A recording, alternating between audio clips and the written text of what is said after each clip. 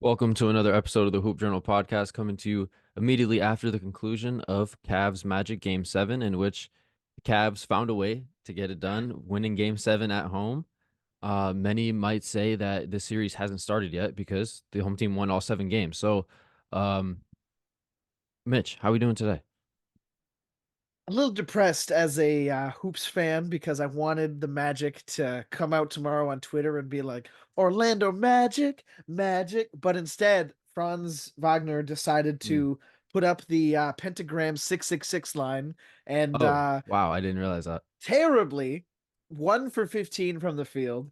Absolute garbage dumpster of a game, wasting an almost 40 piece from Bankero. So, Franz Wagner, go back to the national team or something, buddy. I don't know what to tell you. Yeah. Maybe the lights were just too bright, Maybe that's what it was. But honestly, in terms of first round matchups, cinema. Absolute cinema. hmm 7 games of cinema. Can't complain there. Definitely, yeah. One of the more entertaining series from the first round. So it's unfortunate that this one got the NBA TV treatment, but it was kind of to be expected given, the two teams. But yeah, 7 great games. And finishing with, a really nice finale. Um, yeah, the lights were too bright for Franz, man. I can't get over how bad he was. That stat line really does represent just how diabolical he was in this game. Like, 666, demonically shitty. It's yeah, just real crazy. bad. I mean, Franz wasn't the only one. Like Orlando's offense, basically outside of Paolo, was just like disgusting this entire series. He was carrying pretty much every minute he was out on the floor. Um, Suggs and Franz combined three for 28 from this game. I thought Suggs played pretty well outside of the fact that he couldn't get a basket, but um, yeah, just nothing. Orlando cannot do anything in the half court offensively if it's not Paolo creating a shot. But shout out to Paolo though, because I think we need to spend a lot of time talking about his performance in this series. Not three straight, but three 30 pieces in this series. Basically kept him alive the entirety of Game 7 with not even really with his jump shooting, really just like getting to the free throw line more than anything else. Yeah, his jump shot did not keep anybody alive, but Yeah, but still, I mean, he was really carrying them. I mean, Franz was a no-show not only in this game, but really throughout the series. His jumper really just disappeared, and from then it was just kind of spiraled from there. I mean, they even brought it up on the broadcast today about how he was telling Doris Burke and company about how he just it was overanalyzing, overthinking, and really just didn't have confidence. So, just a really poor series from him in particular, but um, Orlando's offense has some serious issues that they'll need to work out this summer. if there was ever any doubt in anybody's mind that Paulo Banchero was the better player than Franz, this has just solidified the fact that, Franz, as great as he was in the regular season and as cool as he could be as a number two option, this is not his team. And it's very clear now that Banchero is here to play. Now, I will say this. They have enough money to legitimately go out and grab like another solidified piece, but is that really like the best route that a team like Orlando could take? I think Oh, I not. definitely think it is. I definitely I think I I think instead of going out and grabbing like Clay Thompson or Tobias Harris, for example, mhm. I think somebody who could easily slot into that Gary Harris plus role, who could pitch in 15 points, who could shoot lights out. In fact, special player shot the best out of all catch and shoot threes on the season this year. You know who that player was? Would it be Malik Monk? No, it would not be No. because Malik Monk shot on some of the best contested catch and shoot threes. I'm talking about wide open shots this Mm. year. I Who only shot said that. number I one? only said that because I think that's the guy they should go after. Who do you I think it don't know. Who is was? it? I don't have a good It guess. was Gary Trent Jr. Oh, hmm. 56.8% of his threes, where it was 0 to 3 feet of space between a defender, he shot 56% on it. Wow. That is an insane number. And that's the kind of shooting that Orlando needs. They need Joe Ingles to roll back the clock, but since that's not Right. possible, Yeah. you go get Gary Trent Jr. Now, I say Gary Trent Jr. only because, in terms of like stylistic play and age, he makes a lot of sense. I don't think giving Clay a bag just No, for no, him no. to come and shoot it up, but you believe Malik Monk. Any particular reason why you would lean Malik Monk over a guy like Gary Trent Jr.? Well, because I think more than just 3-point shooting ability, they need someone who can consistently create shots. Um, like Franz, if his jump shot is not hitting, can't really do it. Suggs, Fultz can't really do it. Cole Anthony in stretches maybe can do it. I think they just need someone in the backcourt that can just reliably help run the offense if it's not Paolo. Gary Okay. Trent Jr. I think would fit for sure, but Malik Monk does a lot of those same things while also being a better ball handler. And I think Would they it would definitely it need to figure shock out. you? Would it shock you to know that they're both the same age? Yeah, a little bit. Yeah, But right. You would think that Malik Monk would be on the older side, right? yeah. Yeah, they're both 25. Isn't that a crazy little coinkydink? Isn't Wow. that Yeah, I guess crazy? so. It's Yeah. good. Yeah, it's kind of like you forget because Gary Trent kind of snuck his way into the league, went undrafted, and then like really popped off in the bubble. So he Yeah. kind of like in that sense came out of nowhere. But wow, they both would be good fits. Like I The think you point could. the point being, shooting and creation is a big thing. And I think, here's what you also gonna have to consider. That Suggs extension. Because you're gonna Mhm. extend Franz, but Jalen Well, Suggs well, hey. look, If Orlando doesn't extend him, come to Toronto, Franz. I would love you in Toronto. You and Scotty that's a layup. That's a layup. Oh my goodness. they got obviously they're gonna take the team option for next season, but um I don't know. After this series, like it wouldn't be the craziest thing in the world if they were to Hold make on. some sort of You like all in move to go after somebody and they use Franz to do it. Like I wouldn't put that off the table. You know, not that I'm actively looking to get rid of him off of one series, but I was gonna say, so a 22-year-old Franz, you would say, I'm probably not extending you based off of one playoff series. no, no, yeah, I'm not saying don't give him an extension in the sense of like you just let him go, but like he's no longer like this like untouchable. He's the number two core guy that we're 100% building around based on what I've seen. Really, not just this series. I mean, the last few months to close the season, he really did not sort of take the leap that I was at least expecting. I was very high on him, say like the start of this season, um, and now like I still think they should move forward with the plan of building around him and Paolo and Suggs, but. I just don't think he's like an untouchable asset anymore. If the No, Orlando Magic decided they wanted to push the button. I will say there are very few 20 to 25-year-olds in the league who are putting up 24 and 5. And, I would say not great shooting splits, but the fact that he was still like an avid, like everybody gets involved, he can push the tempo of the game. He had some absolutely filthy highlights this year. So I think what you do is you say, all right, look, you're clearly not going to be the 1B. You're going to be like the 2C.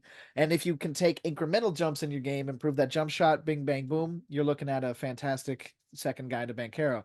If you can't, that's when I think you start looking at the faces of the league like, I mean, again, we talked Monk and Gary Trent Jr., but this free agent class is about to be skimmed through, I would say, in terms of high end talent. But there was a bunch of like plug and play players that you genuinely, if you're Orlando, like you could get Donovan Mitchell if the Cavs don't go too far. That might actually be a real option. I'm just saying. I think Donovan Mitchell would be an interesting acquisition. Yeah, he's But definitely there's some rumored to be names. available There's if some things don't names go out well. there, and Yeah. and the craziest part is, and people, I think people kind of like skim over this one, is that the Cavs can't actually offer like that supermax extension that people think they can because he was traded to the Cavs during the end of Oh, that are you rookie referring to tenure. like the designated player Yes, extension thing? yes. They actually in the new CBA, that's one of the things they got rid of actually. Well, this would be the year to extend it. The new CBA in like the next physical year, like the contract would Yeah. have to be signed before that rule comes into place. That's the point. Like No, I'm the saying they got they can't have D Mitch and Garland on those max contracts. They got rid of that rule, so like the Cavs they're good. They can sign Mitchell to whatever contract. okay, Yeah, it was one of they like kind of snuck it in there. It was one of I like the read many things. literally yesterday that for pen to ink, it would happen before that comes into play.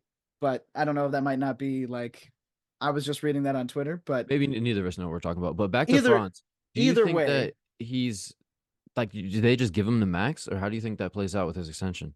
I don't think there's another like realistically, if you're going to dangle him in a trade, who are those players like could you get Tyler Hero?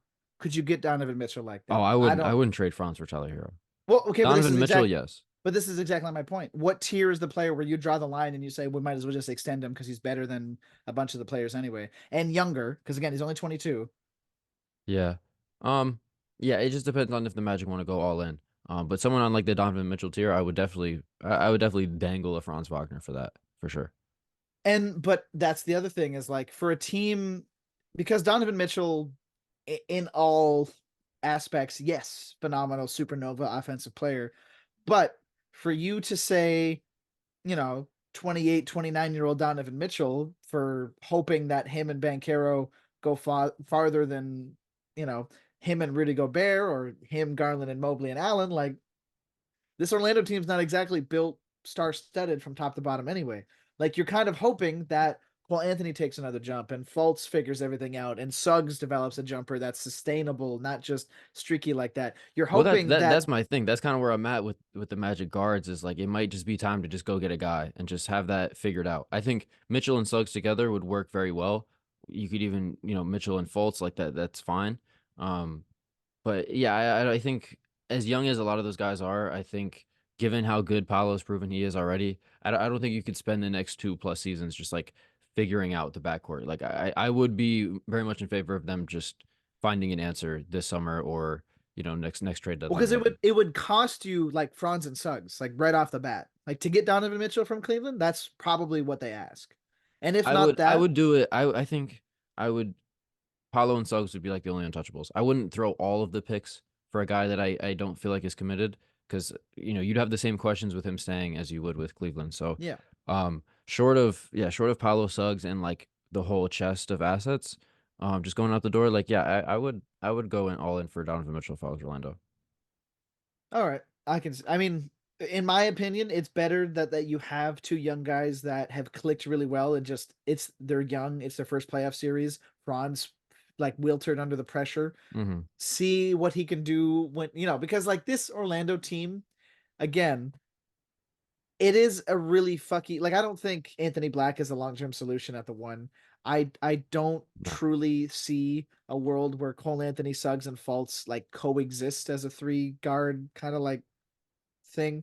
I don't it's just really weird to me because it's like for a team that is has a player of Banchero's caliber, there isn't like a direct way for them to just go out and get that crazy guy that like aside from Donovan Mitchell, because there's not another name that I could like really point to. Like you could get Paul George, but is that really the answer? No. I Like think maybe like Trey Young. I know obviously the Hoop Journal podcast is not particularly fond of Trey Young, but like I think that's a name people would bring up for sure.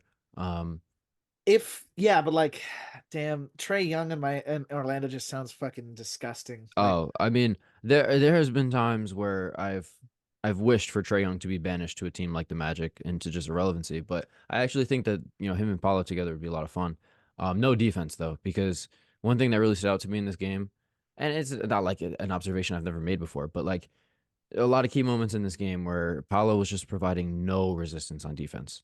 Like a part of it is an effort thing. He's carrying the offense like I've mentioned. I feel like I've already said that like 6 or 7 times.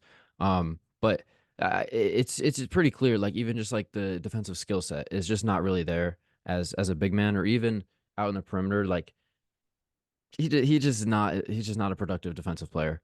And I think that's definitely something they got to keep in mind. Building out this team.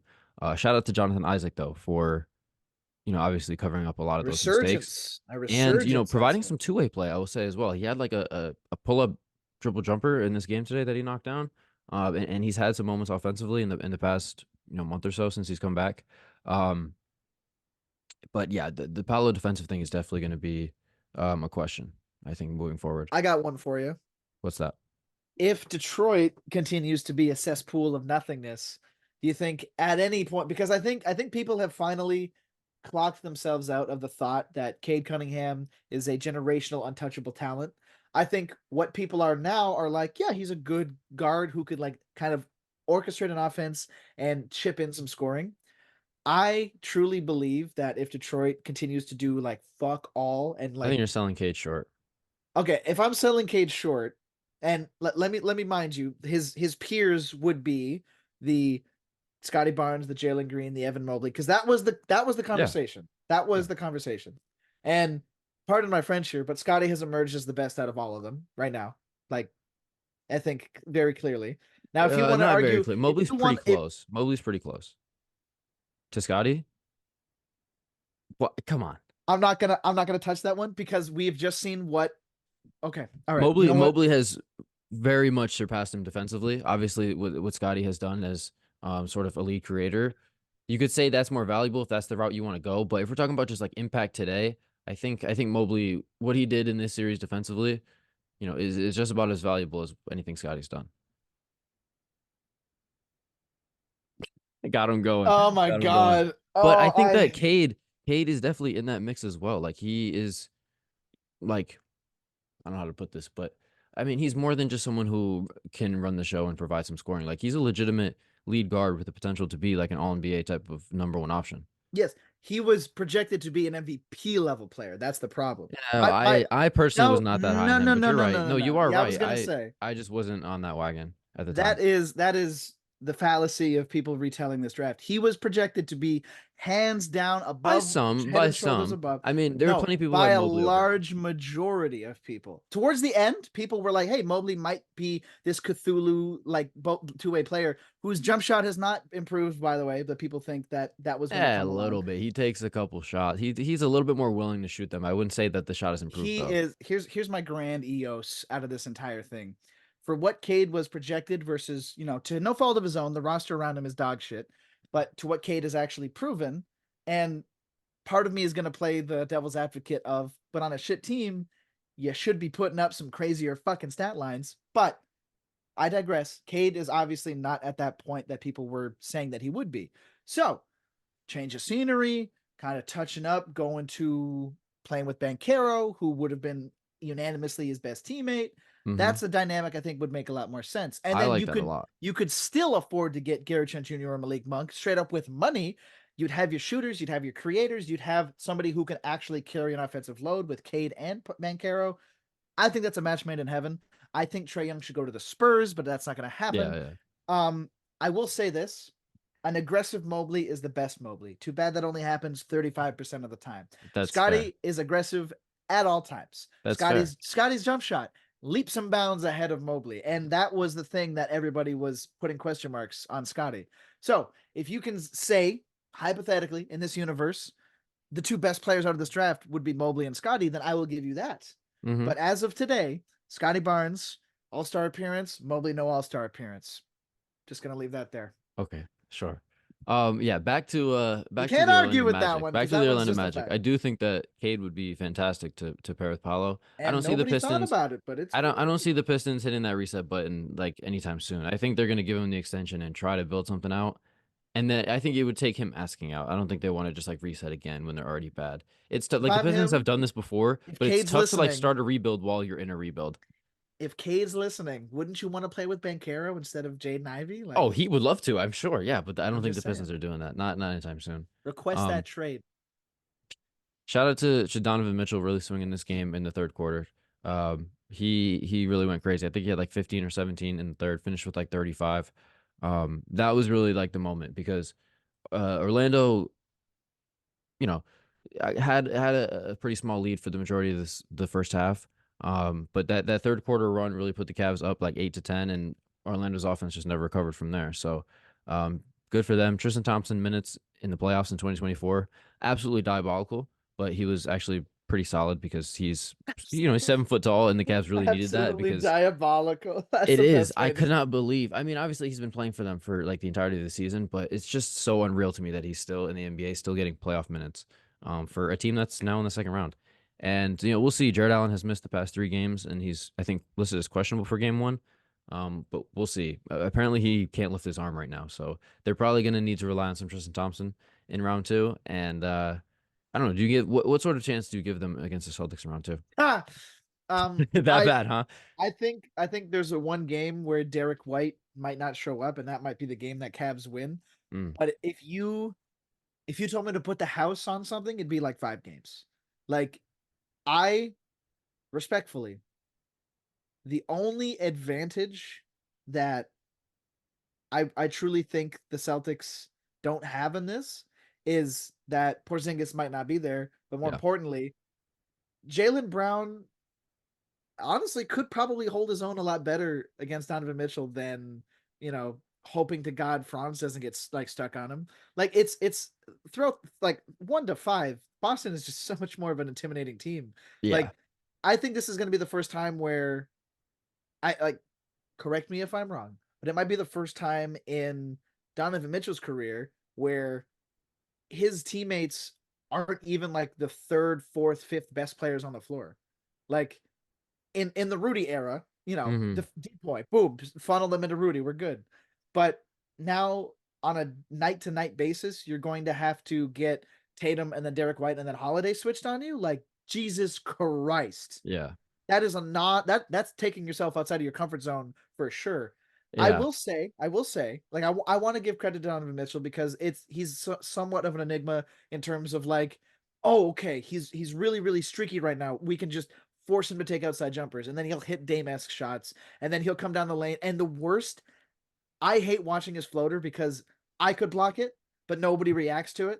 Like everybody's like, "What's he doing?" And he's like, Yeah. "Yeah," It's just and so. Yeah. Yeah. You're right. I'm You're like, right. I'm like, dude, that's not gonna fly in front of Tatum. That floater is getting, see you later, Yeah. cookies. Like Yeah. that's like, Porzingis is sending that to half court. I'm just Um. saying, I love the Cavs in terms of like hoops harmony, but like, Wait. What do man, you are mean by that? Because they, I feel like, are one of the least harmonious teams in the league. in terms of teams that when Garland was statistically the worst player in the NBA, when they had literally nothing going for them, to now they're in the second round. Okay. The actual Like, come basketball on on, the court is come not on. very harmonious, though. I I don't give a really. fuck about the court. It's the storyline because Fair neither enough. of these teams deserve to be in the second. Like if it came down to Orlando and the Cavs, they don't deserve to be here. Yeah. It's the Yeah. lesser of two evils at this point. That's Um, yeah, totally right. I The will I will shout out this right now. Derek White will be the MVP of this series. No JB, no Tatum, no Donovan Mitchell. It's the Derek White show, baby. Okay. I like that prediction. Um, I definitely don't think it'll be Darius Garland. Um, I mean, he had his moments he That's definitely helped disrespectful. close out the game. I will say he had some big moments to close out the game, but not a great showing from him throughout the series. And it's just I'm just over the Garland Mitchell pairing. Like that duo just does nothing for me at this point. Like Donovan Mitchell very clearly has to be the number one guy as Garland is like the number two, and I just think he has no interest in being like his wingman, and it just doesn't work. Like I think Darius Garland has the skill set to be like an off-ball guy, really help space the floor and like be a secondary playmaker. Because I think he's capable of being a primary playmaker in a lot of situations, and I think that's just very clearly what he'd rather be doing. I don't really see him buying into a role where he's just Donovan Mitchell's sidekick. So I think one way or another, whether Donovan Mitchell wants out or they make a trade, whatever it is, like I think it's time to split that duo up and figure out a way to just prioritize just other spots on the floor, like maybe like some wing shooting. It does also feel like Donovan Mitchell is fucking sick and tired of having Darius Garland as his Robin. Yeah, Because like I think for both of their sakes, like Garland would operate much better if it was like he just had his twin towers and he orchestrated an offense and they made the ninth seed. And I think Donovan Mitchell would feel a lot better yeah, if he was like, Jesus Christ, give me some fucking help out here, man. My God.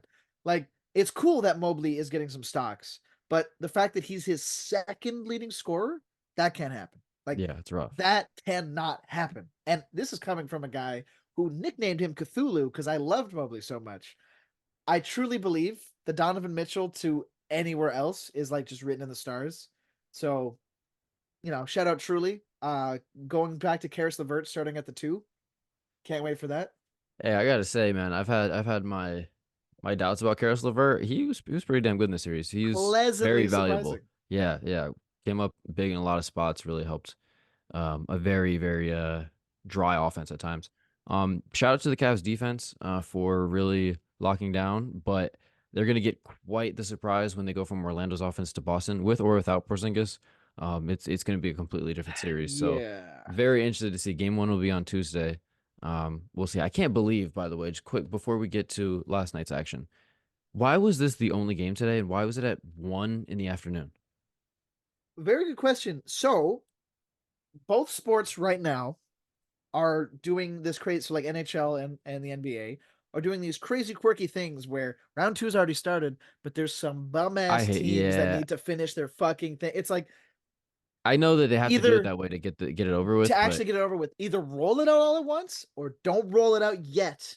Because mhm, like now Denver and Minnesota are going to be on game 2 when everybody else is tipping off game 1, right, and right, same exact problem happens. Like 100%. it's frustrating from a scheduling standpoint.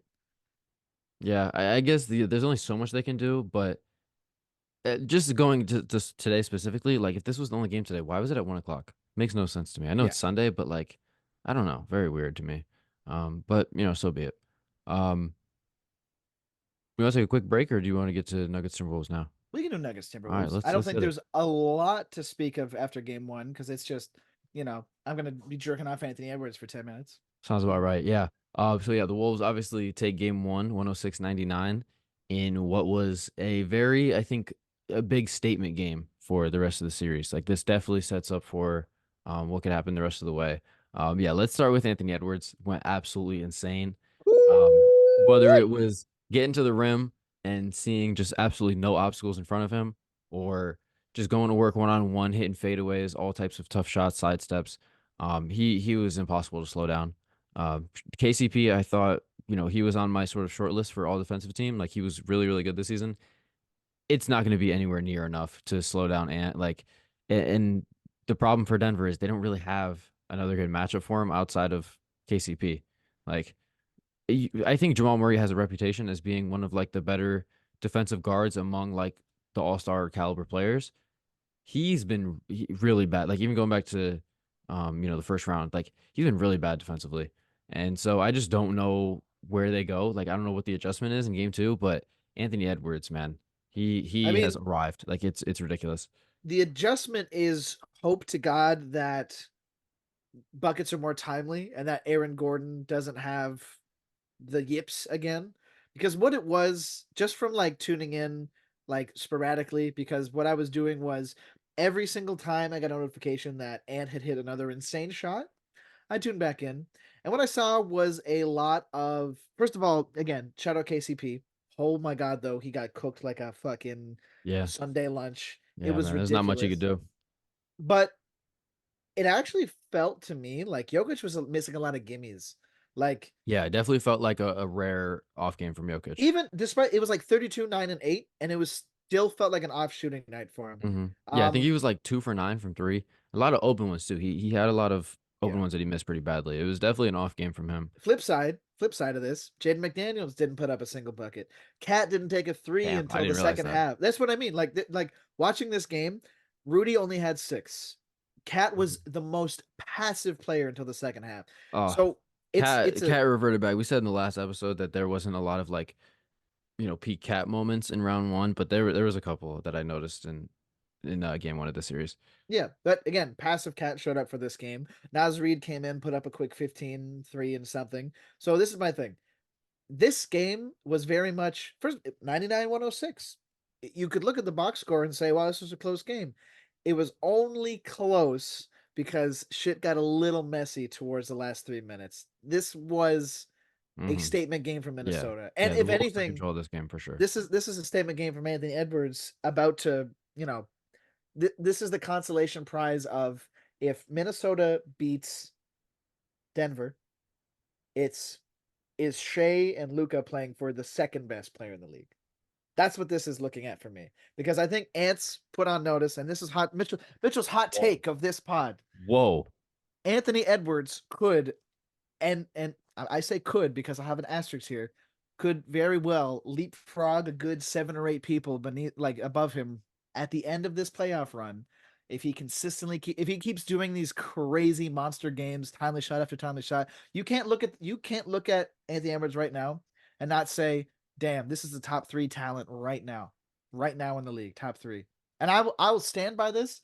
And if they get reverse swept by the Nuggets, then I'll eat my words. But I will say this right now: Anthony Edwards is looking like a damn near top 3 player, and the only thing stopping him right now is everybody else on the Timberwolves. Mm. If he makes a finals run and in his playoff debut, because I'm going to say that this is his, you know, the limelight of his career right now at 22 years old. It's the coming out party, yeah. This is the coming out party for Ant, not the summer, because last summer we just we'll forget about that. This is the time where he usurps Luca and Shea, and he sends the Nuggets packing to the coal mines. If he makes it to the peak, not even wins the championship, if he makes it to the peak and takes Boston to 6, call him number 1 in my books, baby. Wow. Wow. I'm just not quite ready to go there yet. I think that if he takes down Jokic in a series, I will, probably put him as like a top 5-ish player. And obviously if he goes to the finals, win the finals, then we can start to talk further than that. But I don't know, man. I think I don't even want to call it an overreaction because I understand where you're coming from based on what we have seen, but I just think it's too soon. I think we need to see him actually take down Jokic in a series. Um, like the round one's great, cool. You How beat a many dysfunctional times have Suns I team. been how many times have I been called a leper? How many times have I rung that phone? This is another one of those surefire predictions. I'm just putting it Okay. out there. All right. Time will tell. Time will tell. I definitely think that things have swung in favor of Minnesota.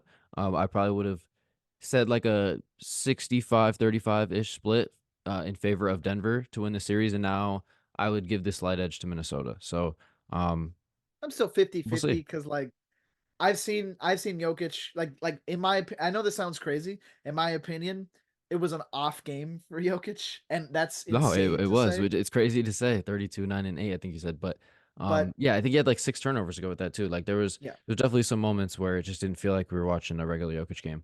And like you said, like Aaron Gordon did not have his best performance either. So definitely a lot to improve on really for both teams for game two. So I'm very excited for that one. That should be a doozy, I think, all series. Hopefully that's one that goes 7. Let's take a quick break though, and then we can get to wrapping up sort of the first round and getting into the second round. All right, so let's move to the Eastern Conference now, wrap up the first round. Pacers taking care of the Bucks, and what was a pretty, undramatic finish to the series, given, Giannis really at no point showing any signs of like he's, trying to make any sort of return. It was pretty clear he wasn't going to play in the series. And then obviously Dame going out was sort of the nail in the coffin. A valiant effort, I would say, from the Bucks role players. Bobby Portis had a bunch of big moments in particular that I think will stand out, but yeah, the Bucks really had no chance here. The Pacers just taking advantage of a tough situation from Milwaukee, and now just obviously a ton of questions as we head into the offseason for the Bucks. So where do you want to start with this one? fuck all you people who didn't believe in Pascal Siakam, Oh, playoff riser. Fuck everybody out there who said that really Pascal was the guy for it. Yes, yes, he was. I will say, aside from one really, really, really cool performance by Chris Middleton, largely disappointed as him as a whole. So, what I want to start with is what the Bucks do, hmm, aside from just running it the fuck back, yeah, because there really isn't much wiggle room for these Bucks to go out and like really overhaul this roster. There's not. I mean, no, that's a crazy. Never mind. I'm not even going to suggest that. what is it? Um, I mean, there's a world where they draft Bronny Oh and boy, oh boy, and LeBron's like, Milwaukee, oh boy. this is for you, Cheeseville, But I'm just They'd saying, have to. like, There's a world, I guess. They'd have to get off of Middleton, I think, at the very least. But but here's my thing, right? Like, what is the route that the Bucks can realistically take to get better, other than just a healthy season? Like, I don't really see like a surefire move that you're like, oh, like this is staring me right in the face. Like, boom, like ship Middleton's ass, get him the fuck out of there. And like, like, who's that other fiddle you bring in? You know who would fit great on this Bucks team actually? who's up? Drew Holiday. I think Drew Holiday would fit really well on this Bucks team, but that would never happen. So like, Imagine them.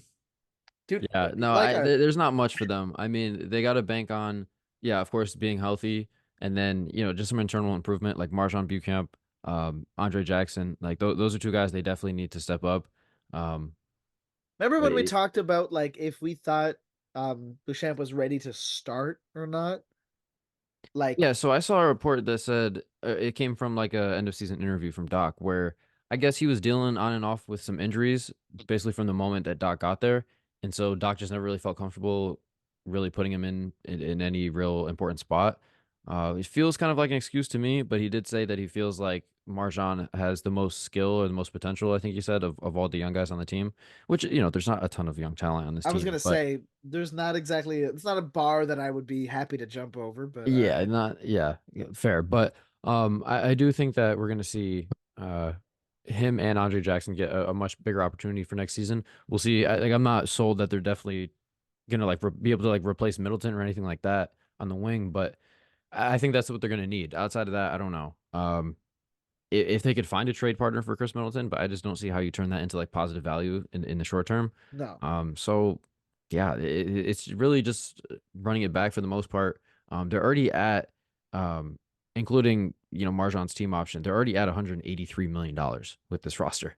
Yeah, which is well over the not only the salary cap, but you're pushing up. I think on the second apron. I forget exactly where the second apron hits for next season, but they'll be right there, if not already over it. So yeah, not a ton they can do. Not to mention they don't have Malik Beasley under contract for next season. Patrick Beverly, I imagine, isn't coming back regardless, but you got to add his vet minimum to that as well. So yeah, they're pretty much up against it. There's not much they can do. Yeah. Now I will say, there was a world where Nick Nurse was coaching this team and Giannis Hmm. kiboshed that.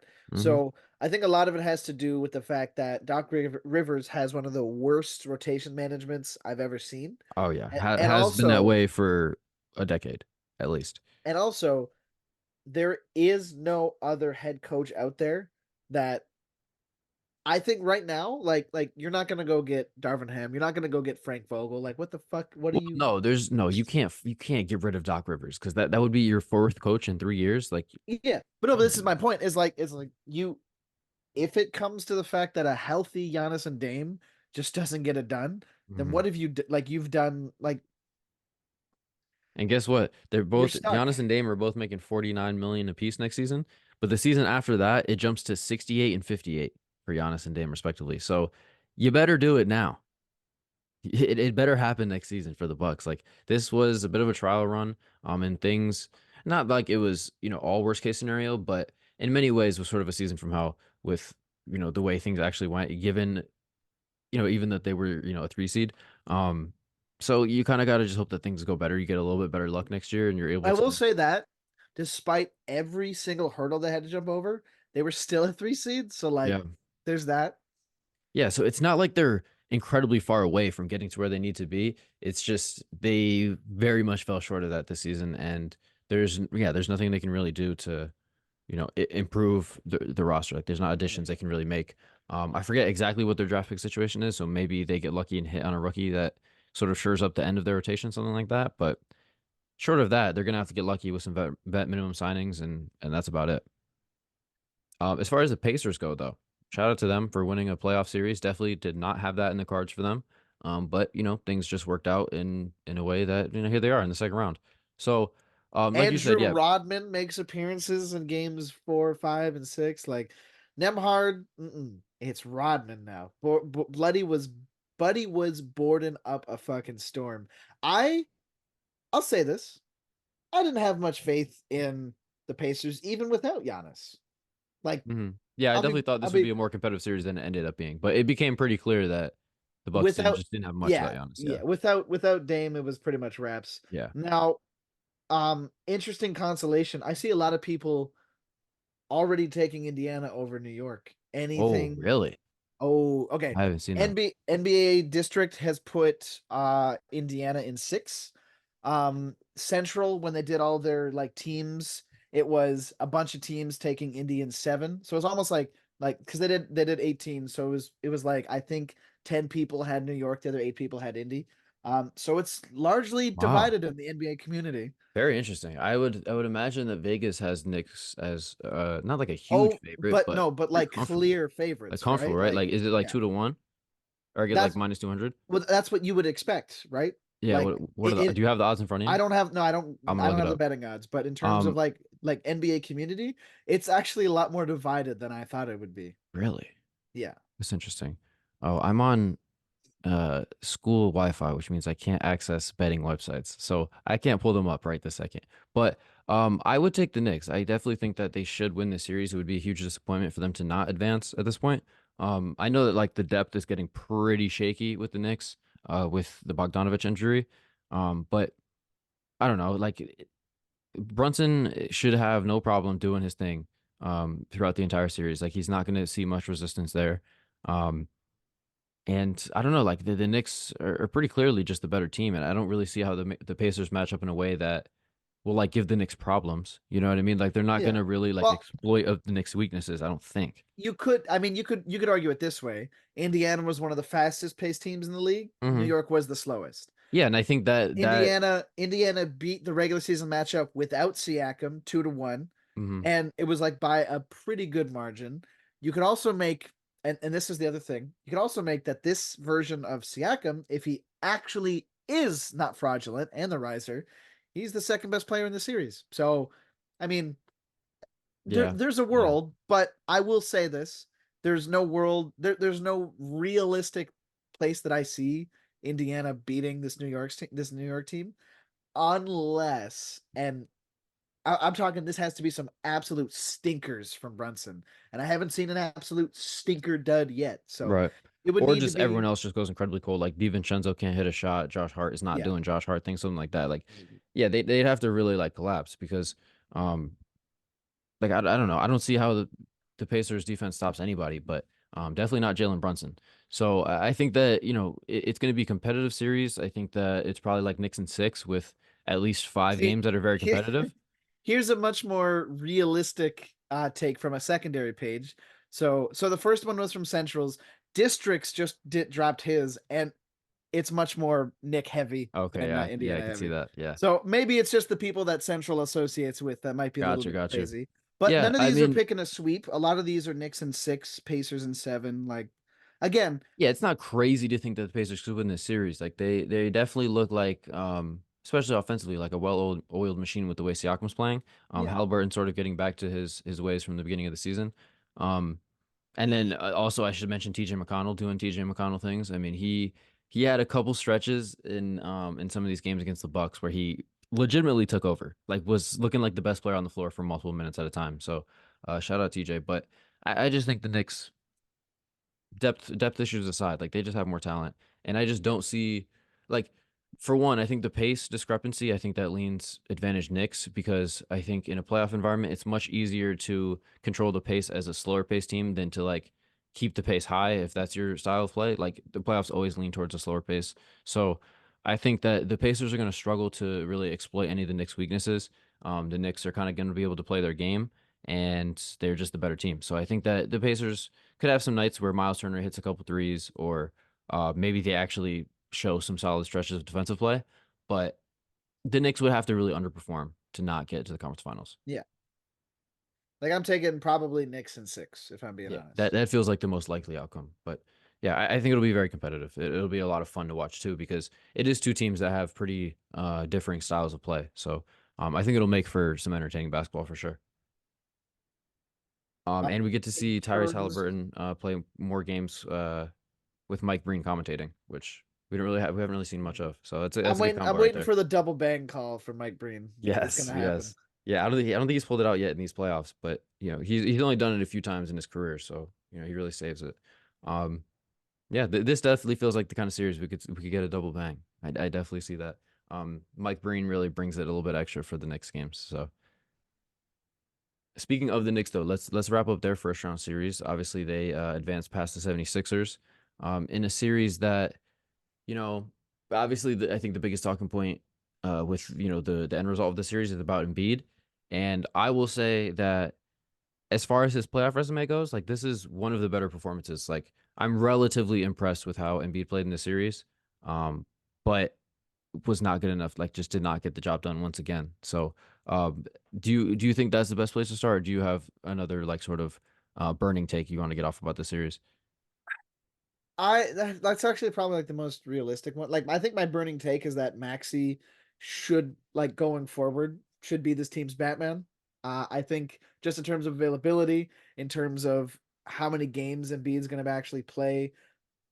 I think this team is actually like what this team is missing to me would be 2017 Harden. Too bad they waited too long to get that experiment happen. It's over. Now Hmm. what you're left with is the I think the last 2 years when you can say Embiid is going to be like an MVP caliber player, and then hopefully you do something with that. Like I don't know what this Phillies like end all be all is going to be. Like they're not going to be the best team in the East for as long as the Celtics exist. They're probably not going to make a finals in the next 3 years. Like The process over. I think I well this would be process number 3 at this point, man. Like the Process Ben is the Simmons process. the It's pro the process until they trade Joel Embiid. okay, sure. I was gonna say because they had the Jimmy process Yeah, and the end of the Simmons process and the Harden process, and now we're here. So it's like really, still processing. Yeah, I think the process has been over for a while now. yeah. I mean, like, Because yeah. In true terms, it probably ended with the Kawhi quadruple bounce. But yeah, like uh, I think it probably won't happen. But I think this is the first summer where we can actually start to think about the possibility of Embiid getting traded because I don't really know where they go from here. If I was running the Sixers, my answer would be to just surround Maxey and Embiid with as much defensive talent as you could, while still, not asking them to do everything offensively. Obviously, you need a little bit of support, some shooting, but I think, watching Kelly Oubre take on the primary defensive assignment in round one was brutal to watch. Like he really gave his best effort. He was trying out there, but that's not his role. Like that's just not um what he should be doing for an NBA team. Buddy Hield was severely disappointing in the series for many reasons. They just don't really have much defensively. Obviously, Maxi's not I really mean, giving that to you. I will Like say in a hypothetical universe, Heald makes a lot of sense for this roster, but he just was super underwhelming. he like, can you remember one moment? Like I didn't, not that I watched every minute of the series, but I'm struggling to recall like a particular Buddy Hield moment in the series. He was really just out there floating. I mean, he put up 20 in game 7, so like or game 6. Yeah, So he like, did. Okay, that's fair, but I don't know. He really did not do much given, sort no, of the but this is hype. what I mean. He actually fills a need on this team, and that's good.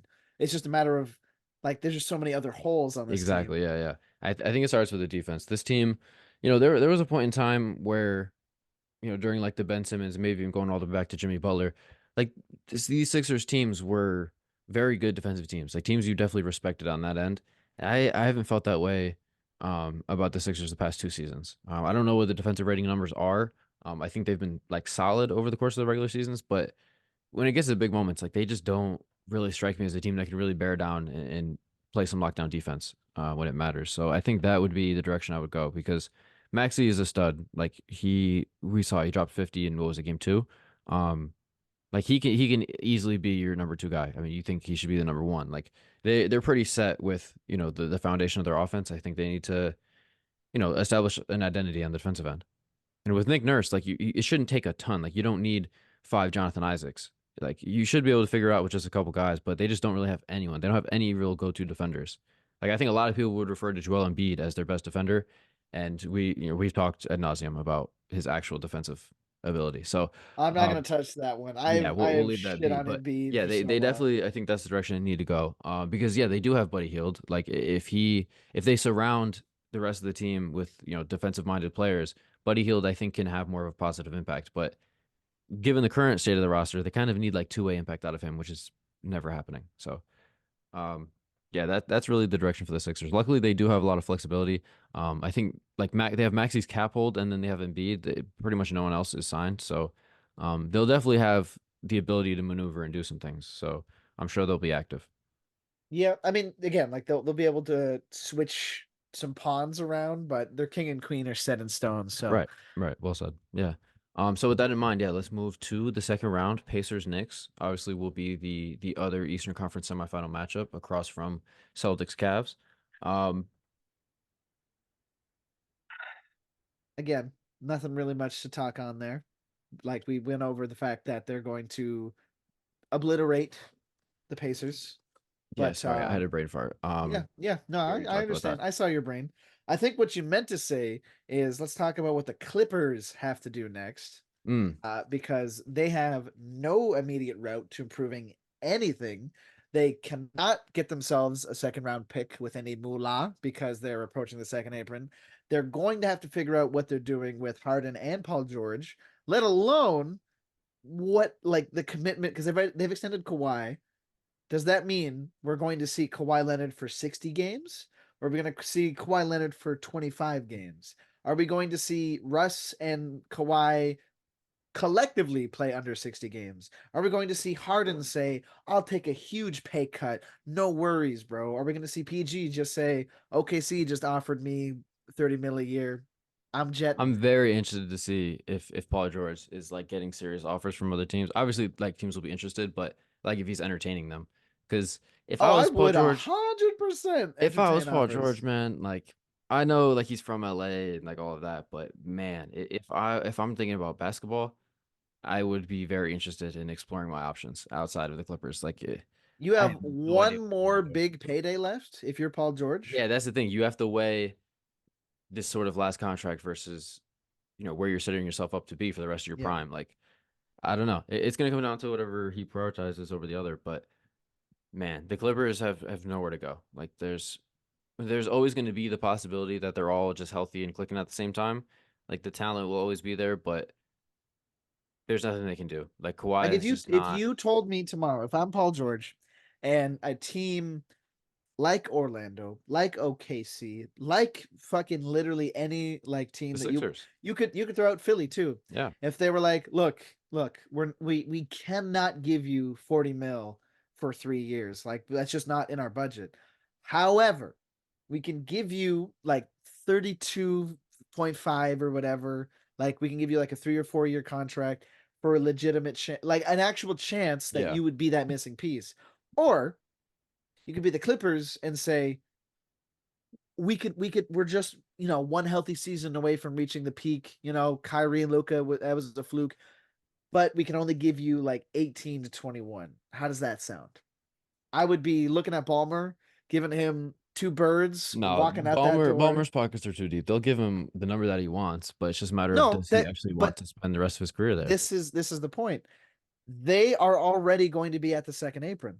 Like they if they want to give him that figure that he wants, I don't care how deep Ballmer's pockets are, the luxury tax plus the fact that you're not going to have any picks, like Yeah, but congratulations. once you're over the second apron, you're over the second apron. I don't really think Ballmer cares that much about the luxury tax part of it. If he genuinely is like, I'm fine with Terrence Mann being the guy in 2026, then sure, go for it, Ballmer. But at that point, like, you have officially, to the basketball zeitgeist, sold your soul and your future. Like, Hmm. if your point is right now that you truly believe that sticking this core together is gonna, bring you a chip, and that's the thing, even if it's one championship, that's a astronomic failure in the grand scheme of this Clippers Oh timeline. no, I Like heavily disagree. If the Clippers win you a heavily championship, it doesn't matter what it took. If the Clippers win a championship, it's all worth it. It's all worth it if you get a ring. Like because like that's all it's about. Like yes, they probably should have ended up with more than just one if they only get one, but like I you forgot get a the '08 championship. Celtics fan, like one ring's good enough. One ring's fine with this super Oh my team. God. You mean to It's the tell me Clippers we're if talking about. it's the Clippers with Kawhi, Harden, and Paul George? If you mean to tell me that the most that you get out of that team is one championship in a conference, by the way, that is probably going to be, if they win the championship, it's going to be off of like an unforeseen circumstance of an injury, somebody going Hmm. down, because that's going to have a ridiculous, like Clippers fans. Oh yeah, they'll have a fantastic parade, but in the grand scheme of the NBA, people are going to be like, hey, now when 2026 rolls around, what the fuck are you going to do then? Like, Well, you've got absolute. And here's the thing: oh, the salary cap's rising. Oh, they'll be able to maintain people. It's like, no, you'll have Kawhi who's retired. You'll have a 36-year-old Paul George. You'll have Harden, Russ, who are, back to the old Houston days of being buddy buddy. You've got nothing. You've got a shit basketball team with a shit logo, a terrible rebrand, by the valid. way, fucking awful, awful rebrand. But you know what you'll have? You'll have noise meters in the stands so Steve Ballmer can walk over and give you a PJ Tucker jersey. You'll have discounts on concessions because you bought the season holders pass premium platinum edition trophy ticket. Like, the Clippers as an organization are sorry pieces of garbage that just so happen to have a guy with lots of deep pockets backing them up every way around the corner. And the only reason that they're semi relevant at all is because people are like, but what if they were healthy? No, that's not the reality of this Clippers team.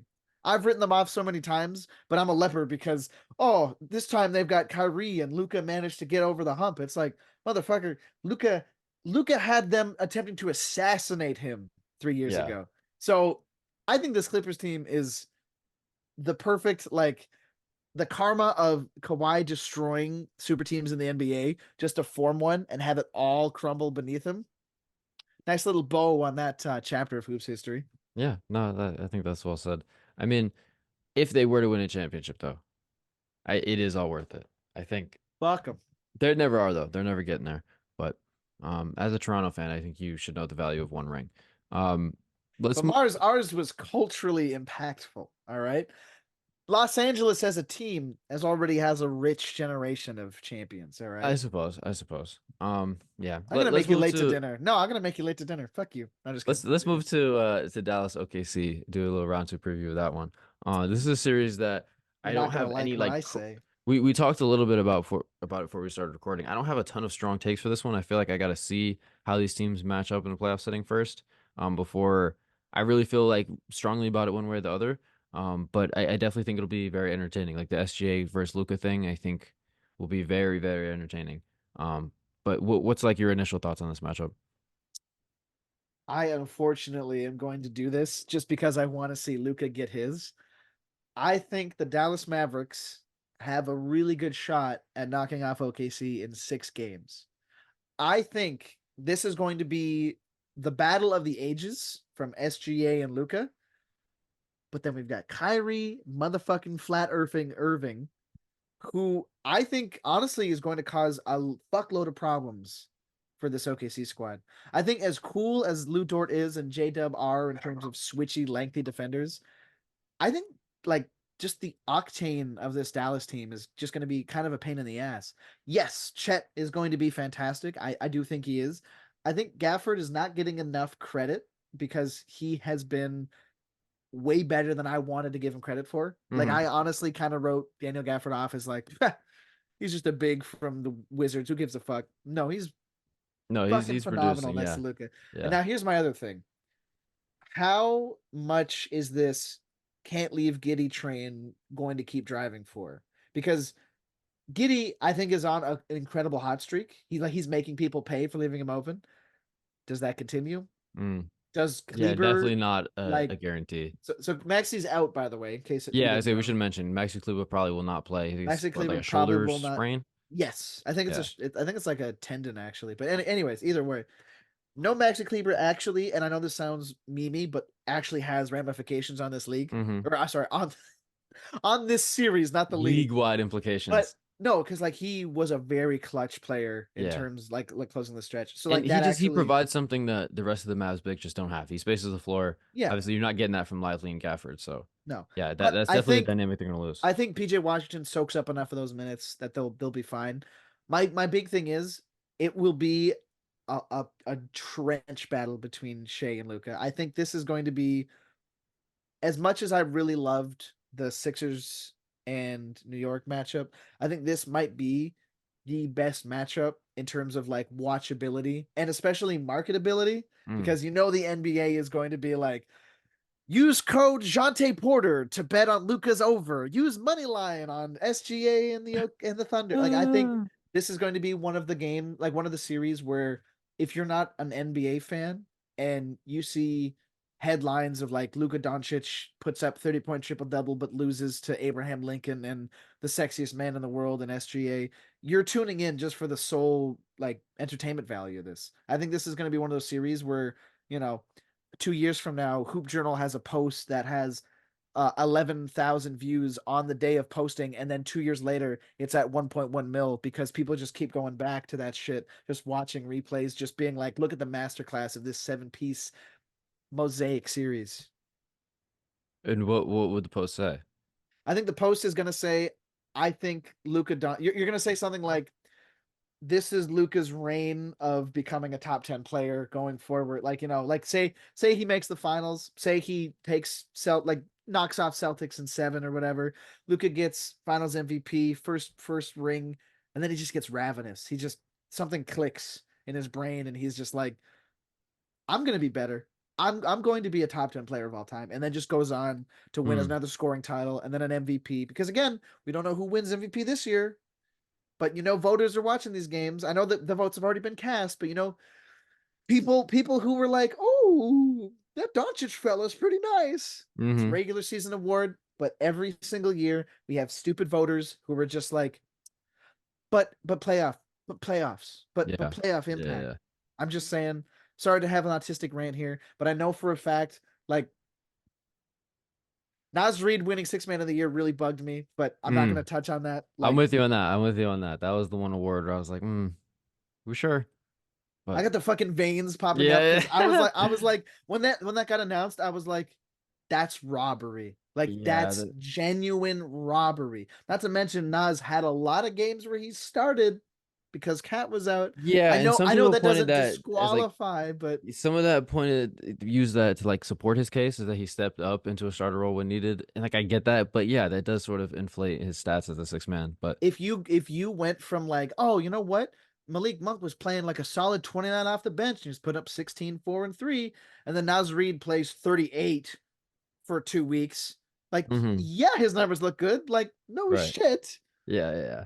Yeah, I'm with you on that one. I support that. But yeah, I think by all means Jokic is going to secure the MVP, but SGA and Luka in this series are going to remind people like, hey, probably should have been a closer race than what a lot of people had it made out to be. But as far as this series goes, do you have an official prediction?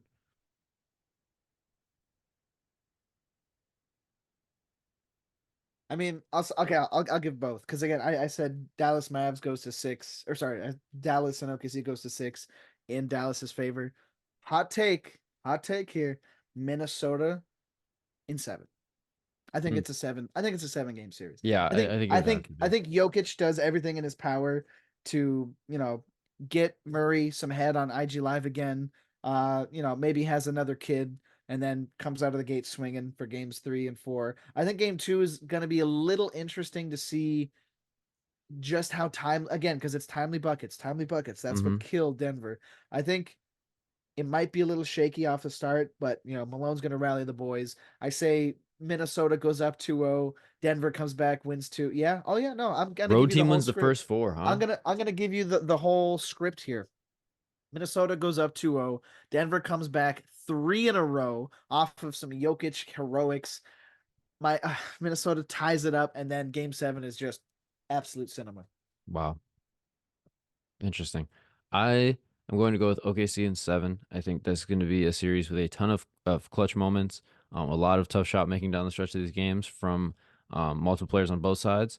But I think that top to bottom, like 1 through 8, or if it gets down to it 1 through 7, I just feel a little bit better about OKC, especially with the Maxi Kleber thing. Like I see OKC kind of figuring out Dallas after a few games. Obviously Luka and Kyrie will still be able to hit their shots, but um, I just think I like OKC's personnel better. I just think that um, like defensively, I trust them a little bit more. And offensively, I'm kind of at the same level. Like given the shot making ability of SJ and J Dub, like it's pretty much on par for me with Luka and Kyrie. And then you throw in like the shooters that OKC has. I trust them a little bit more than like the Mavs supporting cast. Um, so I feel better, but like I'm gonna go with the 7 game series because I do think this will be pretty much down to the wire every single game. And as far as Denver, Minnesota, it's tough. Like I am leaning slightly towards Minnesota, just because of, just the historics of winning game one. Um, but I don't know. Something tells me that uh we're gonna see a Jokic masterclass. He's gonna figure these boys out and prevail. So I'm gonna say Nuggets in seven. Even though the logic side in me is saying that Minnesota should probably be favored at this point. But I think Denver pulls it out. And in the East, I got Celtics in five over the Cavs. I don't think like there could be a game like you said where maybe Derek White goes cold or something like that. They miss a bunch of threes, but um I don't think that'll be. I think that'll be pretty clearly the least competitive second round series. And then, like we said, probably Knicks and six. All right, But that's actually very fair. That's a very fair assessment right there. I wouldn't have too many gripes about that. I just for feel good, I want to give Luca this one just for the sake of it. okay, I like that, and I could see it like by no like if Dallas wins the series, it's like no part of me will be shocked. Like it'll be very close and competitive throughout. So we'll see. I think it'll be a lot of fun.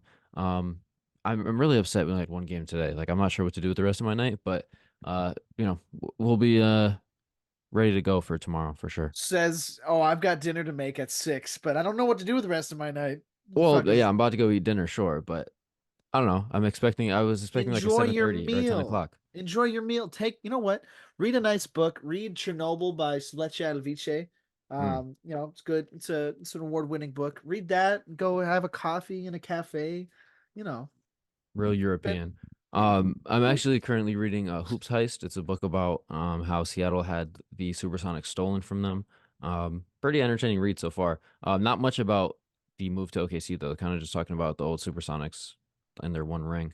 Um, but yeah, I think that'll wrap it up for this episode. Thank you all for tuning in as always. Mitch, thank you for being here. Oh, And always. As your co-host, I'm contractually obligated. yep, contractually obligated to be here for free. Um, we'll be back again, unpaid, in the coming days. But until then, I think we're going to see a lot of entertaining playoff basketball. So I'm really looking forward to it. Shout out to, I forget your dog's name, I'm not gonna lie. Shout out Jiggy. Jiggy, Shout out shout out Jiggy. Jiggy. Jiggy says subscribe and show your friends the pod. And we'll be back soon. So I hope everyone has a great rest of their weekend.